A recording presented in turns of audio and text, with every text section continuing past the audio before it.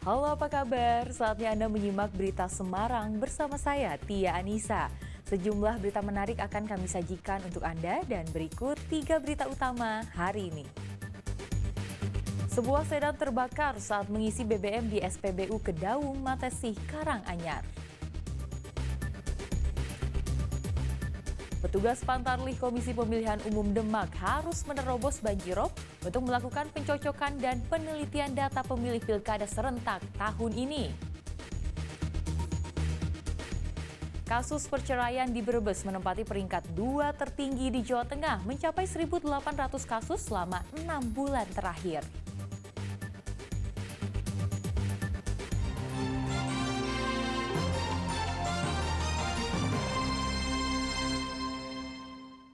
Kita ke informasi pertama. Lagi-lagi kecelakaan maut terjadi akibat ngebut di bahu jalan tol. Kali ini 2 orang tewas dan 1 kritis akibat minibus menyeruduk truk paket yang berhenti di bahu jalan tol Pejagan Pemalang Minggu siang.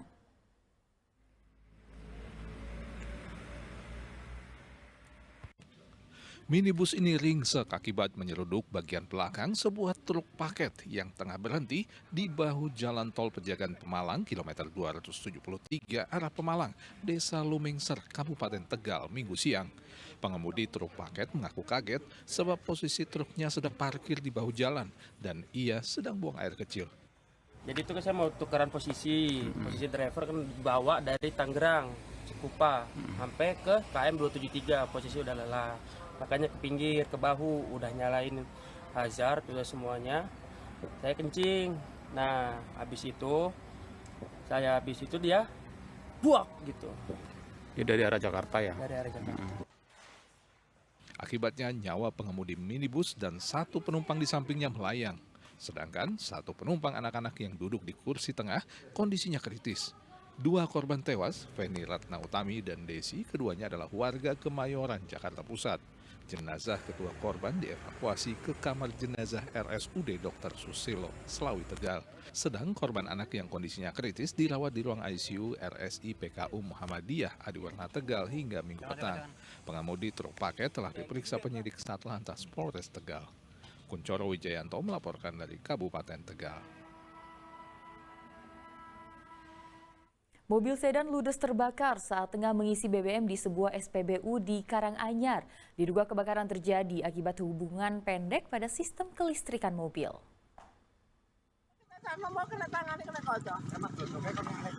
Kobaran api dan asap hitam membumbung tinggi dari sebuah mobil sedan yang terekam video amatir warga tengah berada di dalam SPBU Kedaung, Kecamatan Matesih, Karanganyar, Minggu sore.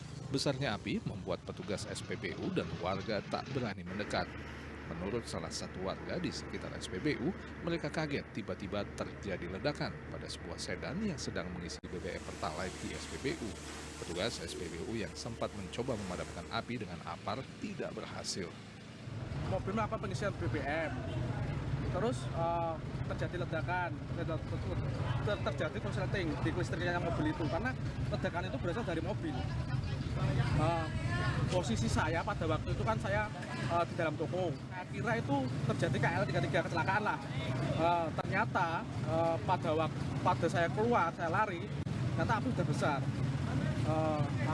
Api membesar, sempat dipadamin pakai apar tapi nggak mampu. Kebakaran baru bisa dipadamkan oleh armada damkar, namun mobil dan 2 mesin pengisian BBM Pertalite dan Dexlite di sampingnya tidak dapat diselamatkan. Sementara pengemudi sedan hanya mengalami luka bakar ringan dan dilarikan ke klinik di dekat SPBU. Setelah kebakaran SPBU tutup sementara untuk kepentingan penyelidikan. Heri Prasetyo melaporkan dari Karanganyar. Komisi Pemilihan Umum di sejumlah wilayah di Jawa Tengah sudah memulai pencocokan dan penelitian atau coklit data pemilih untuk Pilkada serentak November mendatang. Semua warga yang cukup umur untuk memilih di data, termasuk yang tertimpa banjirop di Demak.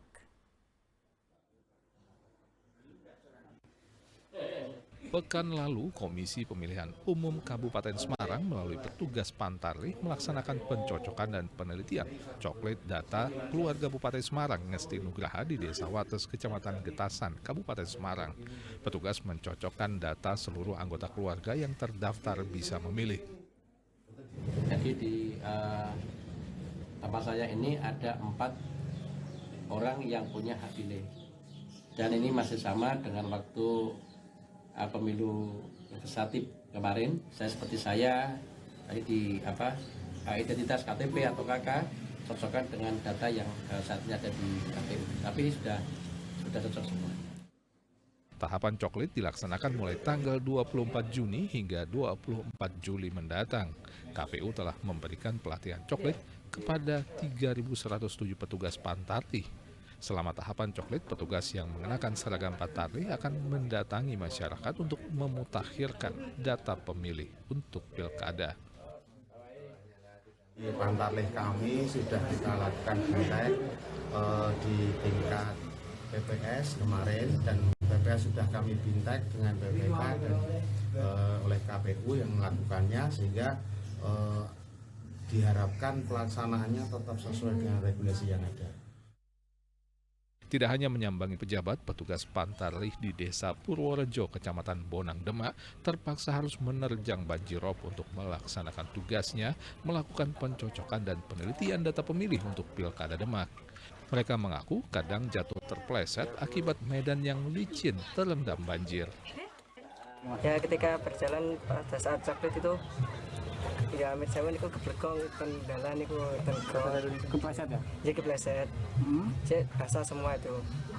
Setelah itu ya berdiri lagi, salin lagi, berangkat lagi. Buat kan udah ada mana tugas Pantarlih, harus tanggung jawab sebisa mungkin. Ada penolakan dari warga nggak? Ya alhamdulillah nggak ada.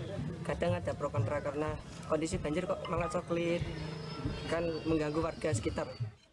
Petugas Pantarlih harus pandai mengatur waktu agar bisa masuk ke wilayah banjirop.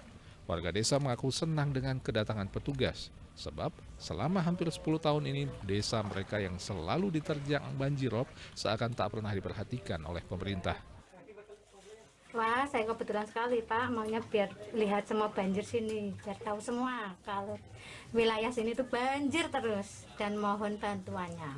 Ini Ibu sendiri, rumah ini sudah dinaikkan berapa kali sudah? Wah, sudah 3-4 kali. Tingginya sampai berapa meter rumah ini?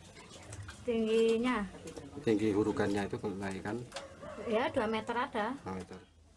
Warga berharap siapapun yang nantinya menang pilkada bakal lebih memperhatikan nasib mereka yang merana akibat perubahan iklim. Yulianto dan Ali Mustafirim melaporkan dari Kabupaten Semarang dan Demak. Mantan PJ Wali Kota Salatiga Sabtu lalu mengembalikan berkas pendaftaran Pilwalkot Salatiga 2024 ke DPC Partai Gerindra Salatiga. Ia juga sebelumnya telah mendaftar sebagai bakal calon wali kota ke 5 partai politik lainnya. Sabtu lalu, mantan penjabat Wali Kota Salatiga, Sinong N. Rahmadi, mengembalikan berkas pendaftaran Pilwalkot Salatiga 2024 ke DPC Partai Gerindra. Berkas diterima oleh Ketua DPC Gerindra, lalu dilanjutkan dengan pembicaraan tertutup. Dalam waktu 2 hari ini kita memang memberikan waktu kesempatan kepada para calon, baik calon wali kota maupun wakil, untuk mengembalikan berkas formulir dan pengisian persyaratan-persyaratan yang lain, termasuk wawancara di dalamnya. Nanti kita rangkum seluruhnya, kemudian kita report, kita laporkan ke DPD Partai Gerindra Jawa Tengah. Partai Gerindra adalah partai politik ke-6 yang telah dilamar Sinong. Sebelumnya, ia telah mengembalikan berkas pendaftaran Pilwalkot ke Partai PDI Perjuangan, Nasdem, Demokrat, PKS, dan PKB. Ia juga telah mengundurkan diri dari statusnya sebagai ASN. Kami membulatkan diri untuk mundur sebagai ASN sebelum pendaftaran, dan hari ini kami membulatkan tekad untuk itu. Dan mudah-mudahan kami dengan jalan ini akan menjadikan satu tempat pengabdian baru di Kota Salatiga untuk mewujudkan visi kami 5 tahun ke depan. Sinong adalah pendaftar keempat untuk bakal calon wali kota yang telah mengembalikan berkas pencalonan melalui Partai Gerindra Salatiga. Yulianto melaporkan dari Salatiga.